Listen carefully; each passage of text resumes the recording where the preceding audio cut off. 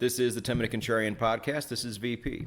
We are a solutions-based podcast, diving into the world of contrarian investing and alternative finance. You can find us hosted on the No Nonsense Forex YouTube channel, NoNonsenseForex.com, and podcast players everywhere.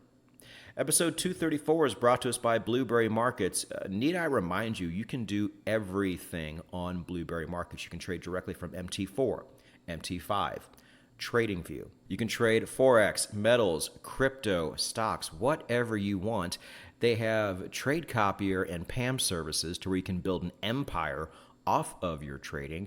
And oh, by the way, the best customer service in the whole entire world. And oh, by the way, you get bonuses if you click my link, which you can find down below in the show notes. It'll take you to the Blueberry Markets blog. And from that blog, scroll down to the bottom and click my affiliate link.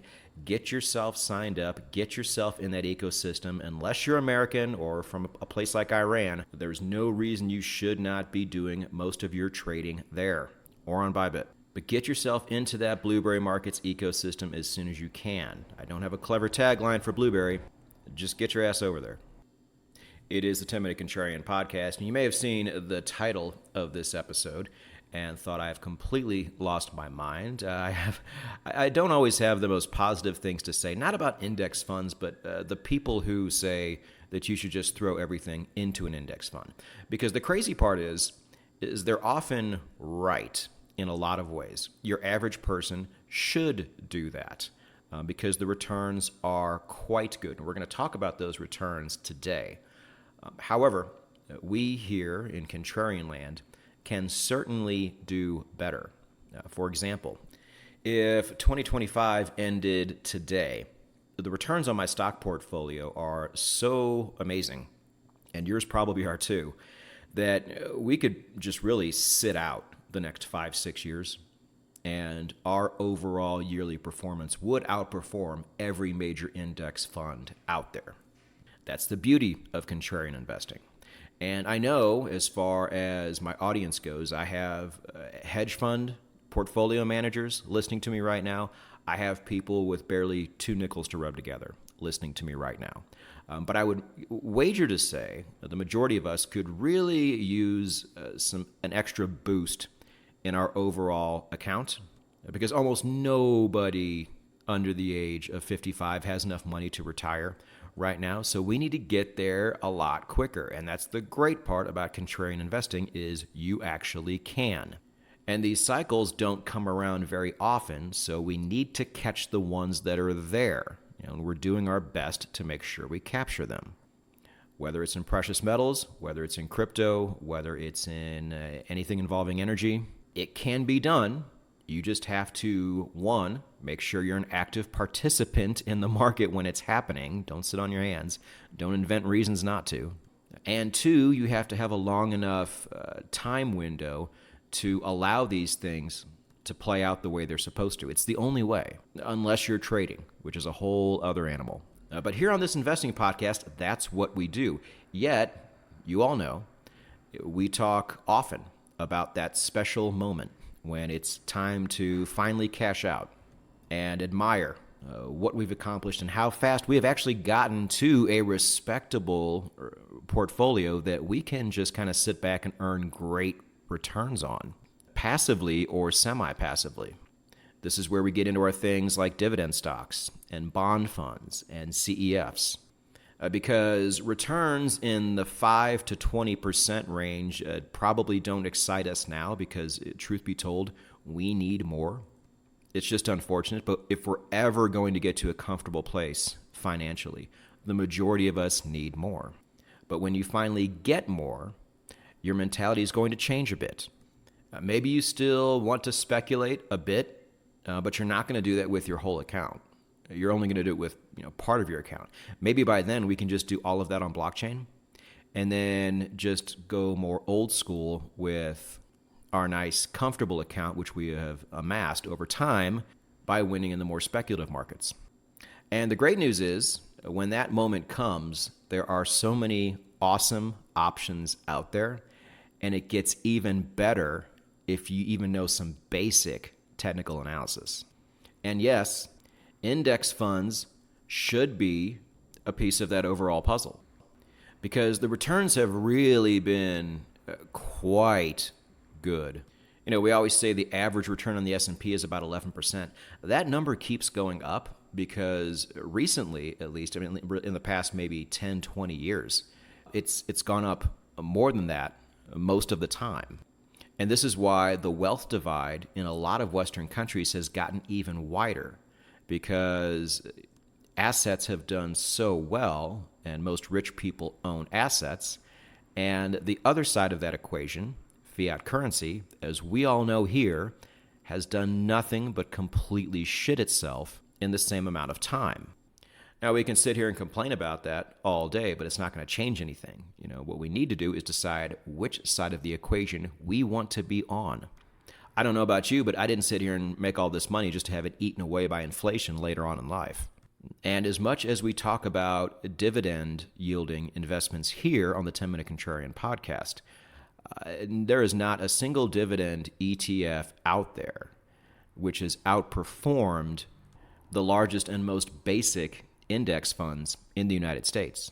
Well, there actually are exceptions. You do have some of those more wild ones like your Yield Max and your covered call ETFs, but I am not really about any of those because, and you might have heard me say this before, I want to see how they perform in a down market, like a real bear market, because bear markets do happen.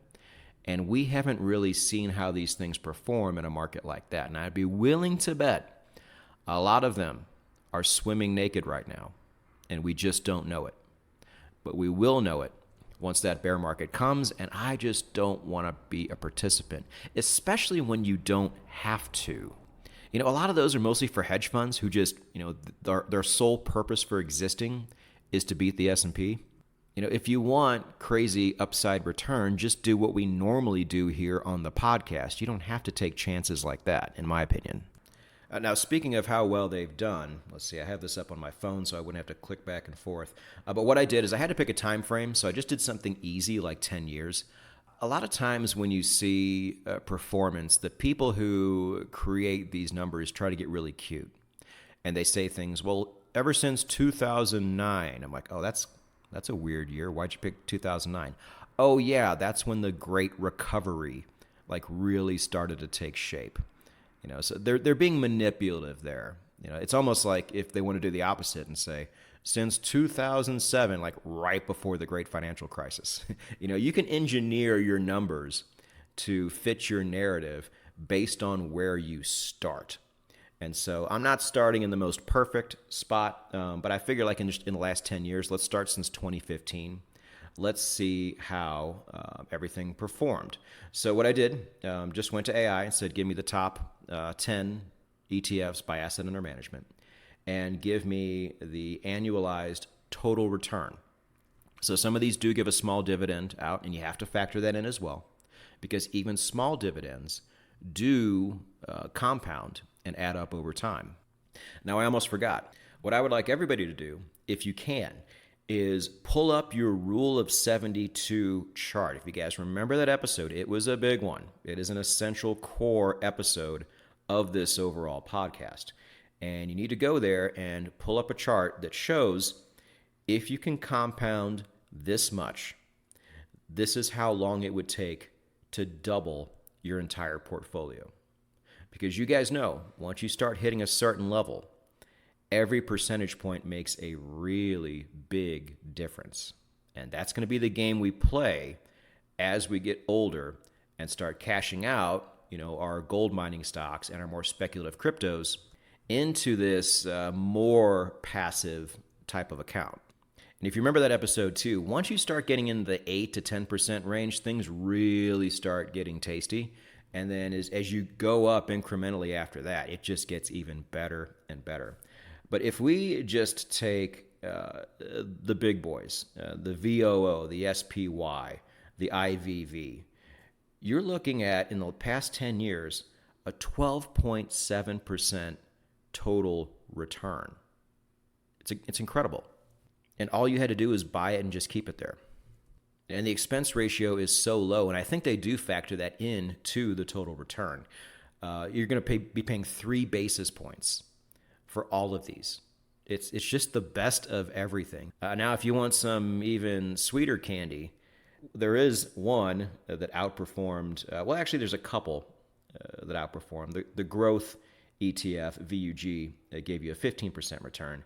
But the QQQ, the NASDAQ ETF, while you are paying 20 basis points instead of 3, so what? The overall total return there, again, refer back to your rule of 72 charts. The total return for the QQQ in the past 10 years has been 17%. Incredible. Now, I guess one side note, while I'm looking at this list of the top 10 ETFs, just a fun fact, I guess while we're talking about it, you've heard me say before to not bet against the United States.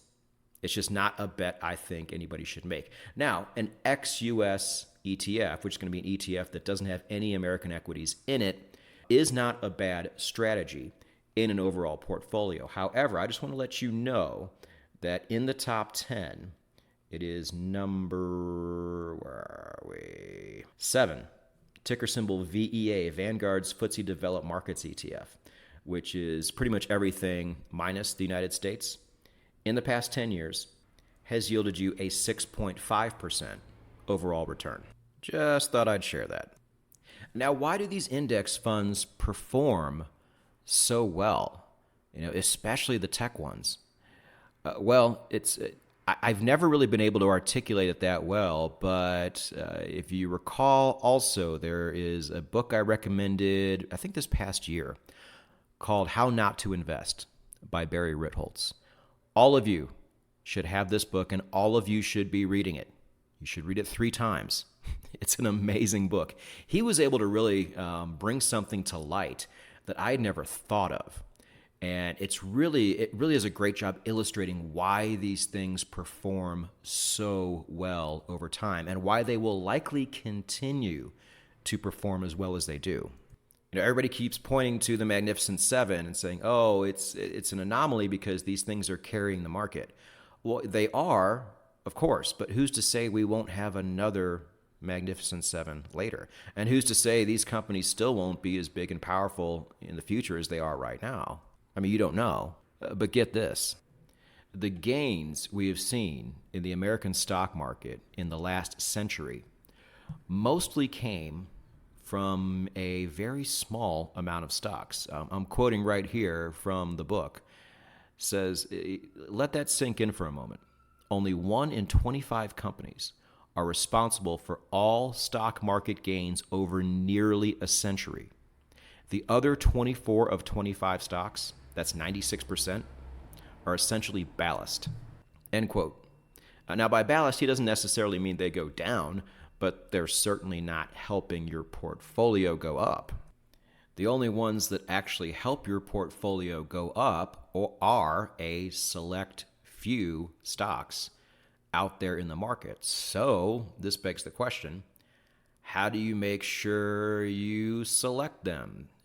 How do we make sure we get on board with NVIDIA early? Or we see what Amazon could have done 20 years down the road back when they were only selling books? Short answer, we can't.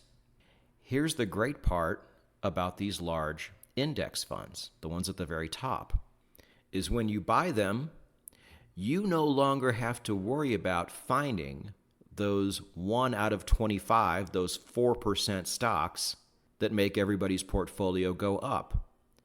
Because when you buy a large index fund that mirrors the S&P 500 or the NASDAQ, you get all of them, all the time, always. Whichever one of these companies rises to the top over time, you're going to get a piece of them. You're not going to get them at the dead bottom, but who cares? Instead of getting cute and trying to pick one out and being lucky if you latch onto one of them, you get all of them. And what's great too is most of these ETFs will far more heavily weight these larger, more successful companies than they will everything else. People complain about that. I'm not sure why. Why do I want heavier allocation or even evenly distributed allocation towards stocks that don't do as well as the ones at the very top. There is an ETF for that. It's ticker symbol RSP, where everything's weighted equally. But that ETF constantly underperforms. Having one of these in your portfolio, either VOO, IVV, or SPY, I think SPY has a higher expense ratio, maybe not that one. But simply having one of these to anchor your portfolio now and forever, or maybe not right now, but when the moment starts that you start putting this forever portfolio together. Now, I want to give you a bit of a bonus here for sticking around to the midway point of this episode. I want you to, during this time, also put this ETF on your radar. It's a new one. It is the Roundhill Magnificent 7 ETF. So based on what we already talked about, we know these are the stocks that are carrying this entire portfolio. But what if you just got the chance to invest in these and not the rest of the, quote, ballast that we talked about before? Ticker symbol MAGS. Now, it's only been around since April 2023, but since its inception, SPY has gained 24.89%. Awesome. QQQ has done a bit better, 25.58%. Incredible. Who wouldn't want their portfolio to do that? It would take you almost no time to double it. But MAGS, just saying, 59.35%. I don't want to get you guys enamored into these crazy big returns, right? But pay attention. What do the Magnificent 7 stocks look like 3, 4, 5 years down the road? Are they still as prominent as they are now? If so, this might be something to look at. Just saying. But either way, you're going to want one of these in your portfolio somewhere. You have to have one of these. There's no choice. It's the same thing I did with my gold mining stocks. I made sure I had GDX because I don't know which one of the big boys are going to outperform. So I'm like, just give me them all. And it's awesome because not only do I own them now, but it gives me the latitude to speculate on more volatile companies later. So if you weren't on board with these before, I really hope you are now, because we're getting into the solutions portion of this episode. And we really talked about the main one, which is, you just want to have these things at some point in time, either now or whenever it's time to put that special forever portfolio together. However, we here at the 10-Minute Contrarian podcast feel like we can do things better than your average person can, even at higher levels. So I'm going to quote the book again. It's the very first thing he says in this particular chapter. He says, money managers, professional money managers, know how to buy. What they need to do is learn how to sell. Most of them are terrible at it. So what's kind of great about the returns I just explained to you is those are returns which are factored in during the good times and the bad times. And the bad times always eat into those percentages. But people know that the stock market is strong enough and the dollar is weak enough that the best thing to do is just suck it up and stay the course. But what if you didn't have to suck it up? What if you could only mostly participate in the gains and not participate in any of the losses, or at least a very small portion of the losses? This is what technical analysis can do, and everybody here should, by now, not only understand technical analysis, but be pretty darn good at it compared to your average person. So here's what I want you to do. Here's your homework. When this episode has finished, I want you to take one of these instruments. Just take VOO if you're in the United States. UK, Australia, Europe, you have your own equivalents here. And take the total return numbers I gave you. I think it was 12.7%. And run your algorithm through the last 10 years on the monthly chart. See what you get. Did you do better than 12.7%? Now, I don't think dividends are going to factor in here when you backtest, but that's fine. Just see if you can beat 12.7%. You should be able to.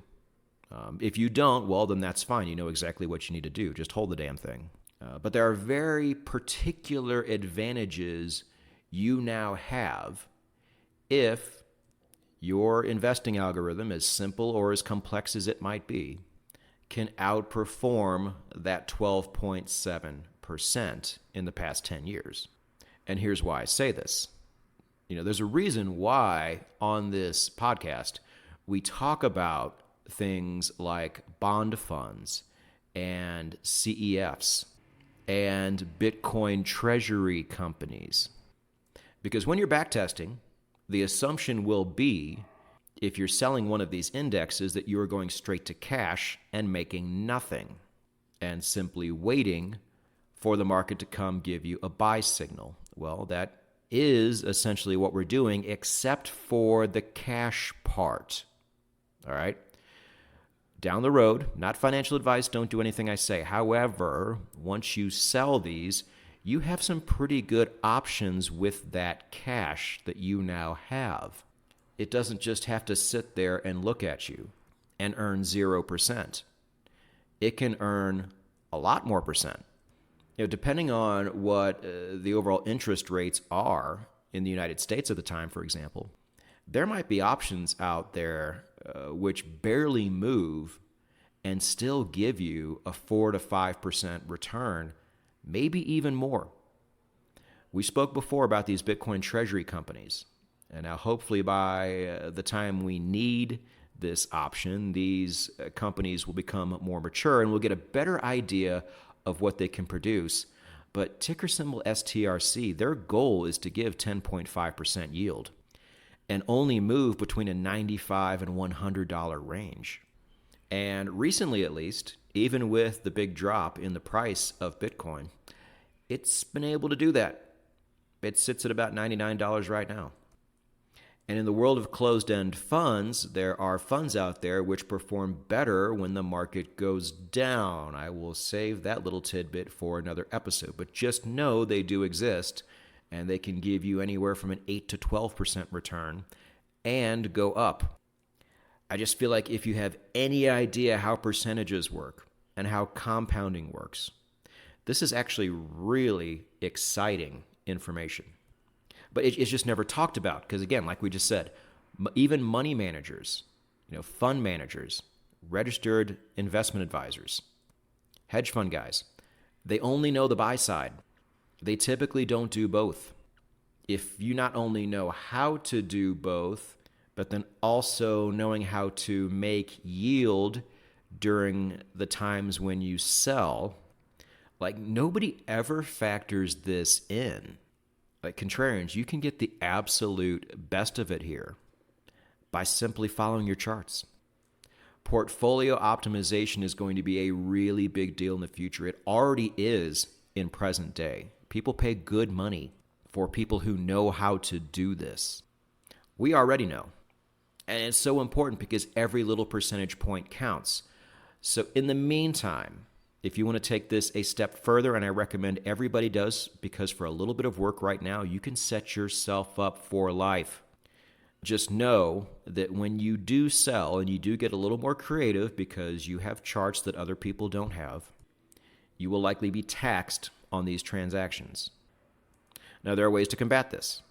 In the United States, you can have an IRA or a Roth IRA account. That is a good way to go because those gains and those moves are not taxed. Now, for me, I don't love this just because the way I am, I like to be as liquid as humanly possible. I want to have that peace of mind, and I will pay a bit more for that. Now, the problem is with taxes in the United States and capital gains and all that kind of stuff, you're paying quite a bit more for that. So what have I done? I think you guys know. I have kept my U.S. citizenship, which I will never announce, but I have structured myself to where the taxes I pay are a lot less than they would have been otherwise through offshore residencies, offshore banking, and offshore companies. And as of late 2025, it is still cheap and easy to do this. Now, there's two ways I want you to approach this. If you're outside of the United States, I've said this before, get yourself an ITIN number and get a business going in the United States in a low-tax jurisdiction like Wyoming or Delaware. Give yourself access to the American financial markets. The options it gives you alone is going to be worth it. And again, too, we've spoke about this before. Get yourself into the credit card system as well and build yourself up to the top tier credit cards. As of right now, Chase, Capital One, and American Express are going to be your best options. They have the elite credit cards. I'm telling you, if you understand percentage points and you do the math, this is absolutely worth it. I cannot advise you much more from here. This is not financial advice, but from what I'm giving you, I can't speak too much more about it because everybody's situation is different. And I am only a member of Chase. I do not know how these other banks work. I do know with Chase, for example, if you want to have credit cards and not get dinged every time you use them outside of the United States, which as somebody who lives outside of the United States, that's rather important. My account cannot go below $50,000. That's the minimum level I need to become a preferred client. And that's when, these things really start getting good from a percentage point standpoint. Now, I'm fine with that. This is my main account. I do run a business out of it. Kind of sucks that it's almost like I can't touch that $50K. I can in an emergency, but you don't want to for obvious reasons. But then again, I also don't know how Amex looks at this or how Capital One looks at this. But if you're outside of the United States, you need to really start looking into this. Again, Contrarians, this is your future. You can optimize it if you want to. You just have to take the steps early on. And then bonus points for everybody outside of the United States if you can get residency in a tax-free jurisdiction and eliminate these taxes altogether. I see this all the time in Paraguay. You have big-time Forex and crypto traders going down there with their Interactive Brokers account and eliminating their taxes altogether, which as traders, those taxes can be the bane of our existence. But it doesn't have to be that way. It is going to be that way if you're lazy and you don't make moves, which is most people. But even to my fellow Americans out there, I'm living proof. You can structure without getting a second passport. I don't think I'm at the point now where I'm going to get one. I have been sold this dream for a very long time. Come to find out, once you get residencies, and in about 6 months, I will have permanent residency in Mexico, Panama, and Paraguay. If you have a good passport to start with, you don't necessarily need a second one. Again, I'm not somebody who's going to bet against the United States. I'm not going to renounce a golden ticket of a passport just to shave some percentage points off of my taxes when I've already structured myself to do that and reduce my taxes. Because look, guys, every percentage point you shave down is the same as a percentage point gained. Now, what does that look like 20 years down the line, 30 years down the line, 40 years down the line? It's a lot of money. And this is why we are talking more and more about portfolio optimization here on the show. Because even though these small percentage points don't seem significant to the average person, because the average person doesn't have a lot of money, even if you don't have a lot now, after you're able to cash out on these investments we've been making in the past 5 years here on the show, you will have more. And now these things really start to matter. If they don't already matter to you now, percentage points are a big deal. Do whatever you can now while we're still in the bull cycles of all these commodities. Because it is still a cycle, a very long one, but once it ends, the contrarian thing to do at that point will actually be to get back into the stock market. And then we can finally just kind of exhale, set up that forever portfolio, and work on optimizing it the best they can. But why not set yourself up for absolute success now by doing the things necessary to get your tax rate down? Because the great bonus of doing that is once you get residency permits in other countries, you also have options should the place you live just completely collapse. And a lot of Westerners, you're seeing this collapse for the first time in your entire lives right now. I mean, you would have to be such a rare case for these things not to benefit you tremendously now and into the future.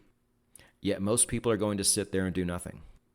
Well, if it wasn't already obvious, in the future, your average person is going to do nothing but get more and more poor over time. The things they will be able to purchase are going to become more expensive and more difficult to obtain. It's just the way fiat currency works. And I will feel bad for those people because they didn't deserve that. But at the same time, they also didn't do anything to combat this and make their lives better and set themselves and their families up for prosperity as opposed to a future of struggle. What will you do, contrarian? Put a plan in place. Have your algorithms ready. Make moves, as expensive as they may seem to you now, even though they're really not, and structure yourself not only for now, but for the next 30, 40 years of your life. There is absolutely nothing crazy about this. You're just being early.